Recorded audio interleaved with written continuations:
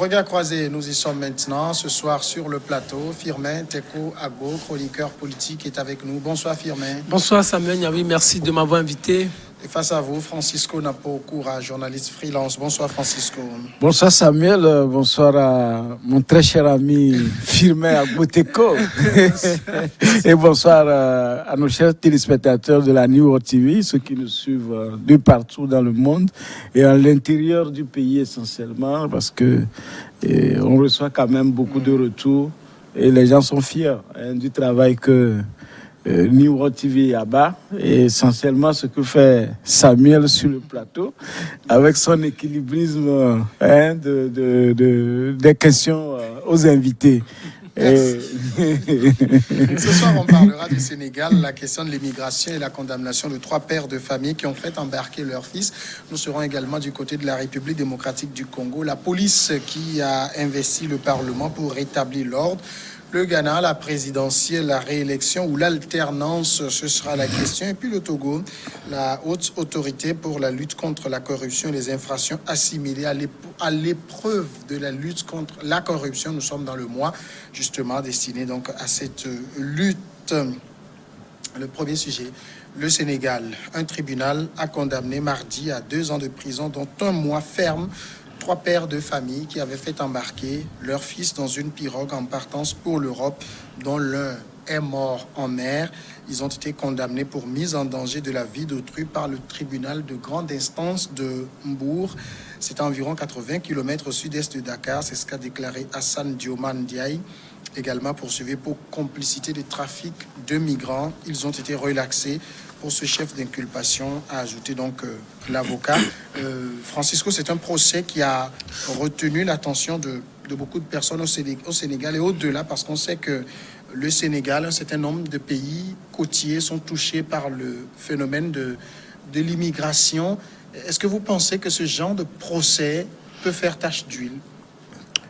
Oui, tout d'abord, rappelons ce que c'est que ce phénomène d'immigration.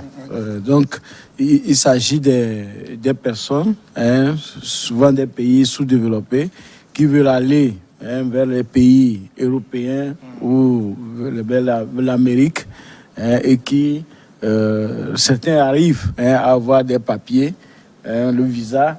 Donc, c'est ceux qui partent régulièrement, mais quand même qui parfois arrivent là-bas, qui ont des soucis de papier parce que c'est des visas de court séjour. Et maintenant, ceux qui ne peuvent pas, ou bien qui ont beaucoup tenté leur chance d'avoir ces visas et qui n'ont jamais eu, et qui, disons, choisissent d'affronter les aléas, la mer, et pour pouvoir joindre l'Occident. Donc il s'agit d'ici cette fois-ci, c'est des parents qui ont embarqué des mineurs et en allant, chemin faisant, et voilà, un qui est décédé en cours de route.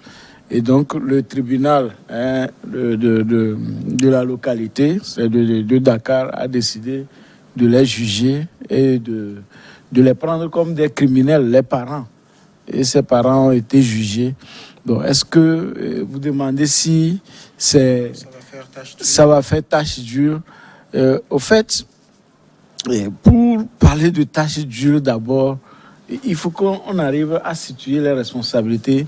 Qu'est-ce qui se passe et pourquoi des gens qui peut-être ne se sont jamais plongés dans une rivière ou dans une piscine vont voir la mer. À l'époque, quand les gens venaient de l'intérieur, on disait que c'est l'eau qui est en train de bouillir. Et aller rentrer dans cette eau qui n'est pas, dont on ne voit pas les limites, qui est bouillonnante, donc avec tous ces dangers pour dire qu'on va en Occident.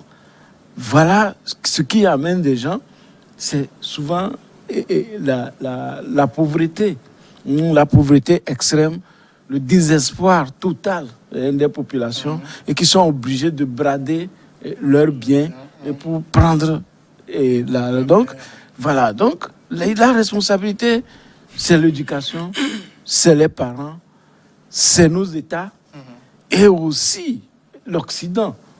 Donc, on va revenir sur ce point tout à l'heure. Firmin, est-ce qu'on peut parler, puisque Francisco évoquait la situation de pauvreté, parlant par exemple de ce père dont l'enfant est mort, il a dû quand même débourser 250 000 francs CFA pour payer le passeur, pour que son fils puisse aller réaliser son rêve de devenir footballeur professionnel du côté de l'Europe.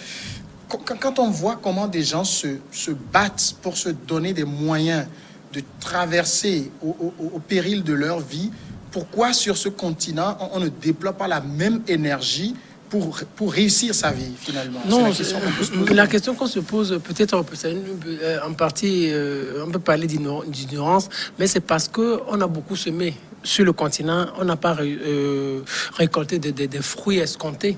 Bien évidemment, il y a des parents, peut-être il s'est battu durant toute sa vie, mais il n'a peut-être pas réussi sa vie. Il s'est dit, maintenant, moi, je vais pas laisser mon enfant commettre la même erreur. Le problème, c'est qu'il y a des parents, on se bat. Les Africains ne sont pas des paresseux. La plupart des Africains ne sont pas des paresseux. Ce sont des gens qui se débattent, qui se battent, mais au finish, ils n'ont rien.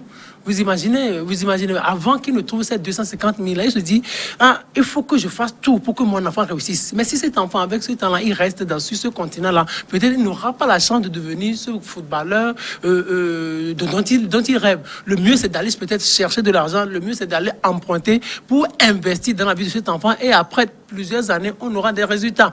Donc, sur ce point-là, on ne peut pas condamner ce parent-là. Des gens ont passé leur vie. Regardez, le taux de pauvreté en Afrique, c'est plus de 50%. Vous imaginez, au Togo, par exemple, le taux de pauvreté, c'est plus de 50%. Dans des pays africains, surtout en Afrique subsaharienne, le taux de pauvreté est trop élevé.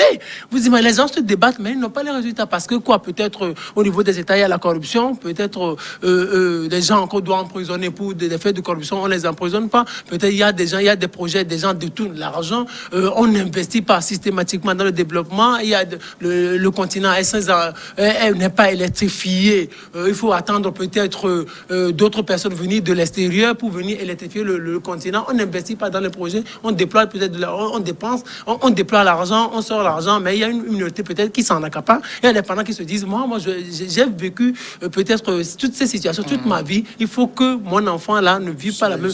lui, il réussisse là. Donc à ce niveau, on ne peut pas condamner cet enfant, ce parent-là, parce qu'il s'est battu. Si peut-être le parent avait réussi, peut-être il n'aurait pas adopté cette voie-là pour que cet enfant emprunte la mer. Peut-être il allait emprunter une autre voie, peut-être de façon régulière, l'enfant pour aller en Europe. C'est ce que disait le papa de l'enfant qui est mort. Il disait, je voulais lui ouvrir les portes du succès. Je l'ai amené voir les marabouts pour qu'il prie pour lui. Si je savais qu'il allait y rester, je n'aurais jamais pris le risque. En même temps, Francisco, est-ce que c'est vrai que les parents, ils sont responsables? Le gamin qui est décédé, il avait que 15 ans. On l'a condamné pour mise en danger de la vie d'autrui. Mais est-ce que c'est la bonne personne ce sont les bonnes personnes qui sont au banc des accusés? Est-ce que l'État ne devrait pas aussi être au banc des accusés? Parce que vous avez un continent qui broie ses propres fils, où la réussite, c'est une denrée très rare. Tout le monde, on côtoie la pauvreté. Le continent est comme une prison à ciel ouvert où sortir est un parcours de combattant. Et ça, c'est la responsabilité des gouvernants. Oui, je viens de parler de comment situer les responsabilités à 4 niveaux. D'accord? Et l'État, c'est ce qui est en train de se passer, c'est le désespoir avancé qui fait que les gens prennent la main, les gens prennent le désert. Moi, je vous dis que je connais quelqu'un qui était, l'année dernière, il était au Mexique. C'est un Togolais. Il était au Mexique. Il attend rentrer aux États-Unis par le Texas, où, au moment où les hommes de Donald Trump avaient pris les armes et attendaient celui qui va franchir la frontière pour tirer sur lui. Mais le phénomène, vous voyez, que ce soit le désert, la mer, les gens l'affrontent tous les jours. Mais c'est ça, les gens, bien sûr, on parle de réunir les moyens pour partir. Bien sûr, il faut un minimum de moyens qu'on peut dire, qu'on peut investir ici. Mais ceux qui ont décidé d'investir ici, ils gagnent quoi? Mais, sauf si vous faites la politique, si vous vendez la drogue, ou je ne sais pas. Bon, la drogue, ce n'est pas une bonne chose, mais c'est les gens qui réussissent au pays. Et pire, même il y a des parents qui poussent leurs enfants, leurs filles à la prostitution, même les garçons, ici, d'accord, pour pouvoir gagner de l'argent. Maintenant, ce que vous dites, c'est le football ici. Nous avons également le football sur notre continent. Le Sénégal a aujourd'hui, ceux qui réussissent, quand on le dit, à Adebayor, qu'on le veuille ou pas, on vient d'en parler, c'est l'homme qui a pu réussir de ses efforts en frappant dans le ballon avec son intelligence. Qu'on dit qu'il n'a pas pu être à l'école, mais son intelligence dans le pied, dans la force, lui ont permis d'être aujourd'hui là où il est, d'être riche, d'être en vie, ou d'être richissime, où des jeunes veulent, et même sans l'appui des parents, peuvent fuir et prendre la pirogue ou prendre le désert, aller en Occident. C'est là-bas seulement que les gens... Ce que vous dites là est intéressant. On se dit que si Adebayor était resté uniquement au Togo, il ne connaîtrait pas... Non, mais Adebayor, même pour pouvoir aller en Europe, il a dû fuir. D'une manière ou d'une autre, il n'a pas pris les chemins réguliers.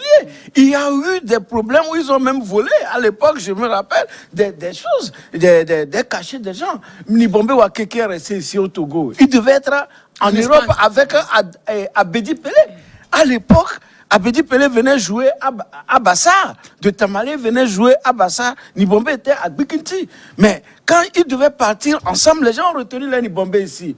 Mais ceux qui ont pu réussir, les Togolais qui ont pu réussir à l'intérieur, ils ont dû fuir d'une manière ou d'une autre pour aller réussir. Maintenant, le football que nous faisons sur notre continent, le Sénégal a des professionnels.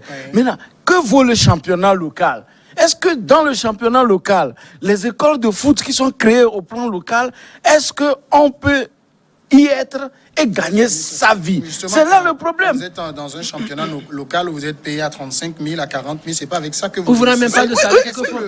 La condamnation, 2 ans de prison, dont 1 mois ferme, est-ce que ça va dissuader? Parce que en même temps, vous allez dire, ils ont sacrifié leurs enfants. Si les enfants avaient réussi, ce serait autre chose.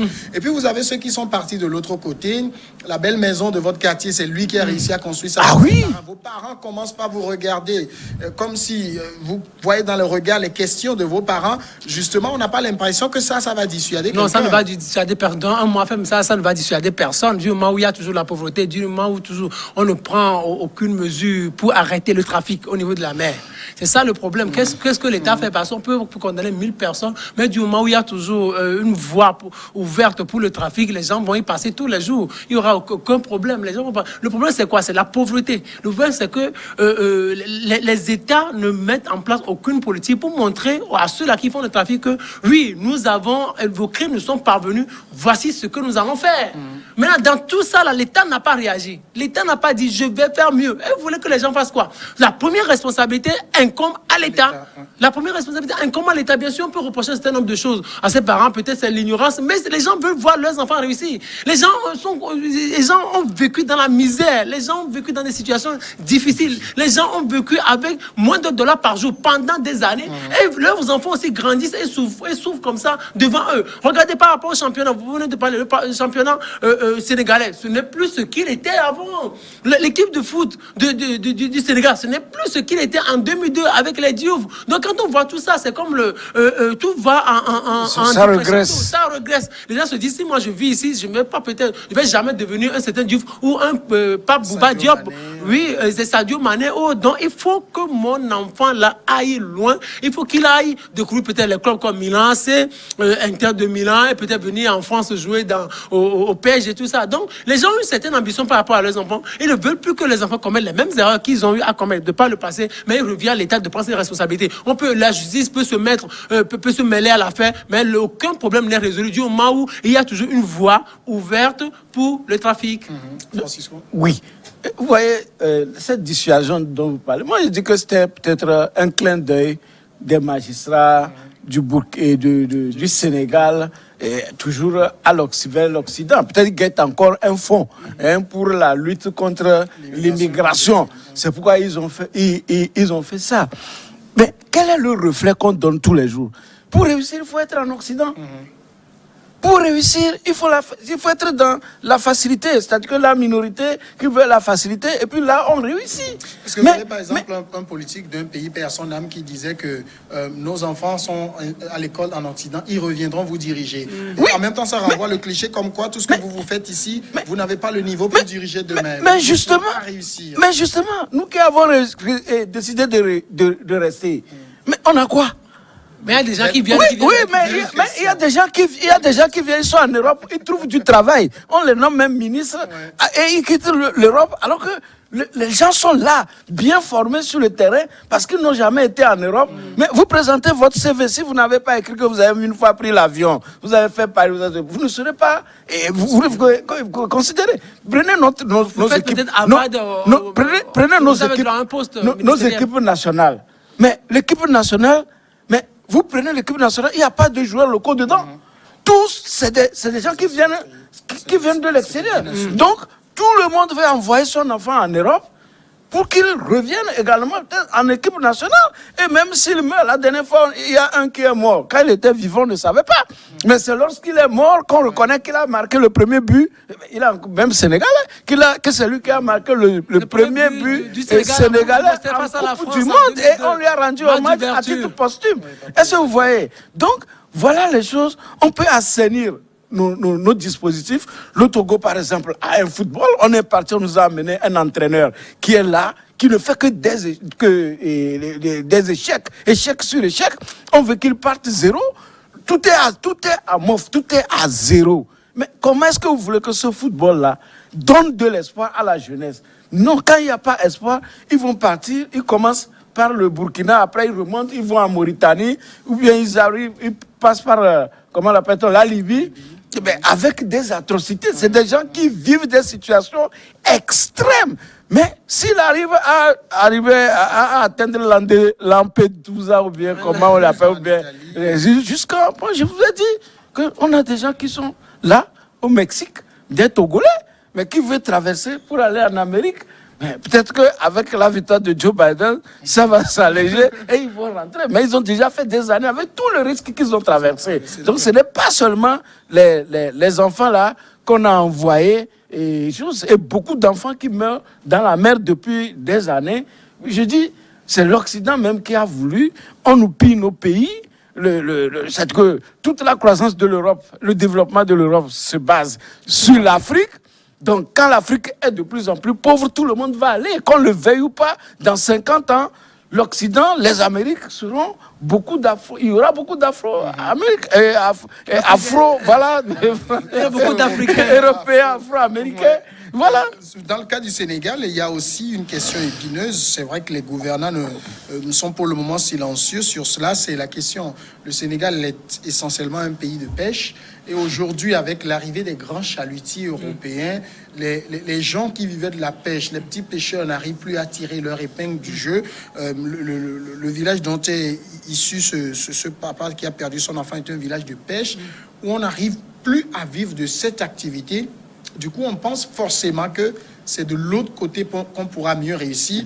Vous allez répondre à cette question tout à l'heure, le temps d'aller à la première pause.